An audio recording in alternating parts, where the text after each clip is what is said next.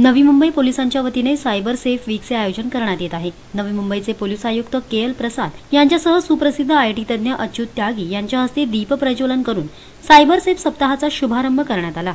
सरकारी आणि इतर ठिकाणी होणाऱ्या सायबर गुन्ह्यांवर चाप बसवण्यासाठी कोणते प्रयत्न करण्यात येणार याची माहिती देण्याकरिता नवी मुंबई पोलिसांच्या वतीने या कार्यक्रमाचे आयोजन करण्यात येत आहे।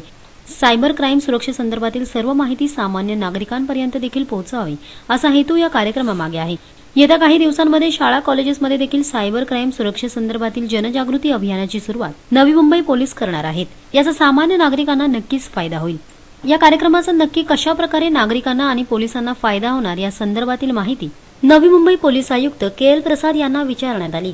नागरिकों से साहब अभी आपको बोला है ऐसी इंडिविजुअल लेवल में कैसे फेस करना और कॉर्पोरेट लेवल में कैसा फेस करना, he is an expert and he has told you.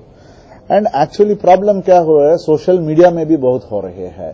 So लोग पर्टिकुलरली एक लेडी उपलब्ध है तो उसका चेहरा बदलो और कोई फोटोज अपलोड करो और उसका इंसल्ट करो, उसको एम्बैरेस करो, ये it has become a easy thing every day. These are the issues that are coming up and economic frauds that are taking place, money being changed from account to account. This is another second important thing that is going on. Third, but most important thing is almost to the tune of 249% increase था last year में on the desecration of idols, statues and religious places. वो होता है कोई दूसरी देश में दूसरी स्टेट में होता है, इमीडिएटली इधर कोई पॉलिटिकल पार्टी का लोग और वो नेता का फॉलोअर्स रोड के ऊपर आ जाता है, पत्थरबाजी करता है, बंद पालन करो बोल के बोलता है।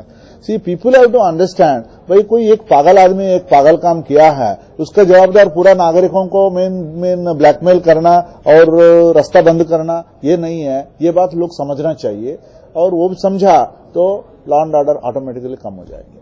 तसेच सायबर क्राईम नक्की काय आहे आणि त्यावर कशा उपाययोजना करण्यात येतील या संदर्भातील सर्व माहिती सविस्तर कळावी या हेतूवर पोलीस विभागाच्या वतीने एका सीडीचं वितरण करण्यात आलं।